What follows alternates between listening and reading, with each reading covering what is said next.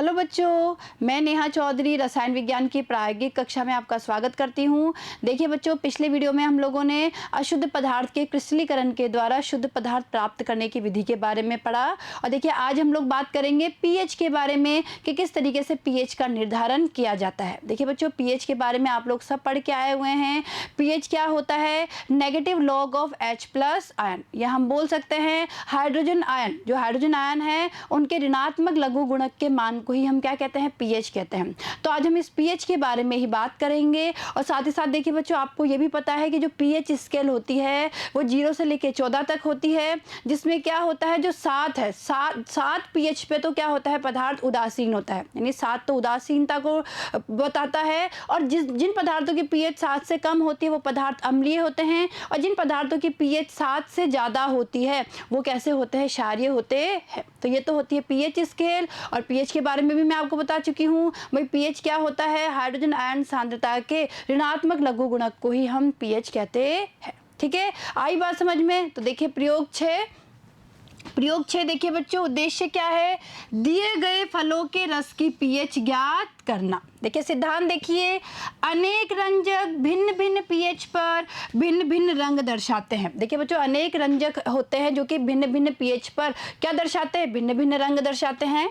यह अम्ल क्षार संसूचकों के समान कार्य करते हैं। रंजकों के मिश्रण का विलयन पीएच मान का अनुमान करने के लिए प्रयुक्त किया जा सकता है। समझे बच्चों, रंजकों का जो मिश्रण होता है या मिश्रणों का जो विलयन होता है उसका उपयोग किस में कर सकते हैं? पीएच मान के अनुमान में।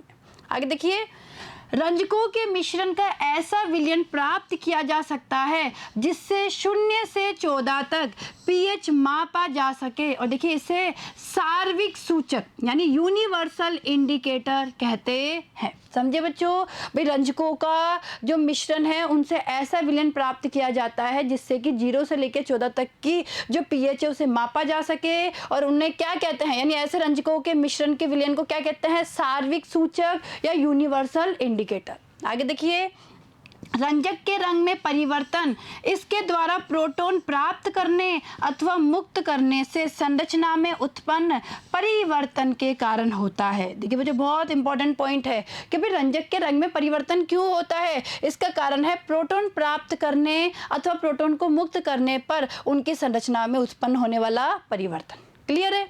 आगे देखिए, रंजक के विभिन्न रूपों का रंग अलग होता है, अतः पीएच में परिवर्तन होने से रंग में परिवर्तन दिखाई देता है। अब देखिए यहाँ पे जो रंजक के विभिन्न रूप होते हैं या जो विभिन्न संरचनाएं होती है उनका रंग भी अलग होता है, और इसी कारण पीएच में परिवर्तन होने से रंग में परिवर्तन दिखाई देता है। सूचक पत्र अथवा सूचक विलयन के साथ पीएच में परिवर्तन के साथ साथ सार्वत्रिक सूचक के रंग में होने वाले परिवर्तन का मानक चार्ट मिलता है। देखिए बच्चों, एक मानक चार्ट होता है जिससे हम क्या मैच कर सकते हैं? भाई पीएच में परिवर्तन के साथ साथ सार्वत्रिक सूचक के रंग में क्या परिवर्तन होता है, ये किससे पता लगता है? पीएच चार्ट से। एक मानक चार्ट होता है तथा प्रेक्षित रंग परिवर्तन की तुलना चार्ट के रंगों से करने पर पीएच का उपयुक्त आकलन प्राप्त हो जाता है। क्लियर है यहाँ तक का? आगे देखिए, अब देखिए आवश्यक सामग्री। अब देखिए जो समझिए यहाँ पर कि हमें कौन कौन सी सामग्री चाहिए। देखिए बीकर, 100 मिलीलीटर के बीकर चाहिए हमें 4, कांच के ड्रॉपर चाहिए हमें 4, परख नलियां हमें चाहिए 4, पीएच चार्ट। देखिए एक पीएच चार्ट होता है, जो मानक चार्ट की हम लोग बात कर रहे हैं वो चाहिए 1, और फलों का रस देखिए बच्चों, नींबू, संतरा, सेब और टमाटर। ठीक है, इन फलों का हमें रस चाहिए। आगे देखिए, पीएच पत्र या सार्वत्रिक सूचक विलयन ये हमें काम में लेना है आवश्यकता अनुसार। क्लियर यहाँ तक का? तो ये बात हो गई आवश्यक सामग्री की। आगे देखिए, अब देखिए बच्चों प्रक्रिया को समझिए। देखिए 100 मिलीलीटर क्षमता वाले अलग अलग बीकरों में नींबू, संतरे, सेब और टमाटर का ताज़ा रस लेते हैं। देखिए ध्यान दीजिएगा बच्चों, हम इनका ताज़ा रस लेते हैं। किस में लेते हैं? 100 मिलीलीटर क्षमता वाले अलग अलग बीकरों में। अलग अलग 4 बीकर है और उन अलग अलग 4 बीकरों में हम नींबू, संतरे, सेब और टमाटर का रस लेते हैं, ताज़ा रस।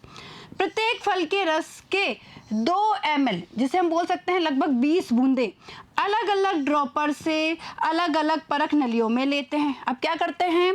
प्रत्येक प्रत्येक फल जो है, फल का रस है, उसके 2 ml को हम अलग परख नली में लेते हैं। यानी जो 4 हम लोगों ने जो लिया है ना, 4 बीकर में हम लोगों ने जो 4 फलों के रस लिए हैं, तो इनमें से हम क्या करते हैं, 2-2 ml क्या करते हैं, ड्रॉपर की सहायता से अलग अलग परख नलियों में लेते हैं, जिन पर क्रमशः 1, 2, 3 एवं 4 चिन्हित होते हैं। ठीक है, आगे देखिए। प्रत्येक परख नली में सार्विक रंजक की 2 बूंदें डालकर प्रत्येक परख नली की सामग्री को अच्छी तरह हिलाकर मिलाते हैं। प्रत्येक परख नली में उभरने वाले रंग की तुलना मानक पीएच चार्ट से करते हैं। अब हम क्या करते हैं, प्रत्येक परख नली में सार्विक रंजक की कुछ बूंदें डालते हैं, यानी 2 बूंदें डालते हैं। देखिए तो ध्यान रखना, 2 ही बूंदें हमें डालनी है, तो 2 बूंदें डालते हैं और प्रत्येक परख नली की सामग्री को अच्छी तरह से हिलाते हैं और उत्पन्न होने वाले रंग की तुलना मानक पीएच चार्ट से करते हैं। ठीक है, और प्रेक्षण को सारणी में रिकॉर्ड करते हैं। जो भी प्रेक्षण हमें प्राप्त होता है या जो भी रंग हमें दिखाई देता है, उसे हम किस में रिकॉर्ड करते हैं, सारणी में। आगे देखिए। विभिन्न रसों के पीएच को पीएच पत्र द्वारा ज्ञात करते हैं और इसके रंग की तुलना सार्विक सूचक से प्राप्त रंग से करते हैं। अब देखिए बच्चों, विभिन्न रसों की पीएच अगर हमें ज्ञात करनी है तो हम क्या करते हैं, पीएच पत्र के द्वारा इन्हें ज्ञात करते हैं और जो रंग है उसकी तुलना सार्विक सूचक से प्राप्त रंग से करते हैं और चारों फलों के रस के पीएच मान को बढ़ते हुए क्रम में क्रमबद्ध करते हैं। क्लियर है, प्रक्रिया समझ में आई आपको। अब देखिए बच्चों, सारणी देखिए, प्रेक्षण सारणी कैसी बनती है। देखिए बच्चों, इस तरीके से वहां पे प्रेक्षण सारणी बनानी है। देखिए बच्चों, ये प्रेक्षण सारणी बनती है हमारी, जिसमें देखिए ये तो हो गया रस का नाम। ठीक है, सार्विक सूचक के साथ कैसा रंग आएगा वो इसमें आ जाएगा, पीएच का मान क्या है वो यहाँ आ जाएगा और यहाँ हमारा निष्कर्ष। और निष्कर्ष क्या निकलेगा, देखिए बच्चों, अगर पीएच 7 से कम है यानी अम्लीय, पीएच 7 से ज़्यादा है तो क्षारीय, और पीएच अगर 7 है तो उदासीन। ठीक है, इस तरीके से निष्कर्ष निकलेंगे। और देखिए रस का क्या लेंगे हम, नींबू का, संतरा, सेब और टमाटर। ठीक है बच्चों, आगे देखिए। अब देखिए परिणाम। अब देखिए बच्चों, विभिन्न रसों के पीएच मान का बढ़ता क्रम निम्न है। तो देखिए बच्चों, इस तरीके से हमें यहाँ पे क्या प्राप्त हो जाएगा, जो विभिन्न रस लिए हैं उनके पीएच मान का बढ़ता क्रम हमें प्राप्त हो जाएगा। तो देखिए बच्चों, इस प्रयोग को समझने के लिए हम लैब में चलते हैं। लैब में चलते हैं और लैब में जो हमें ये ताज़ा रस दिए गए हैं, इन ताज़ा रसों के पीएच मान को हम पता करते हैं, तभी हम इस प्रैक्टिकल को और अच्छे से समझ पाएंगे और तभी हम पीएच मान का बढ़ता हुआ क्रम यहाँ पर बता पाएंगे। ठीक है, तो चलिए लैब में।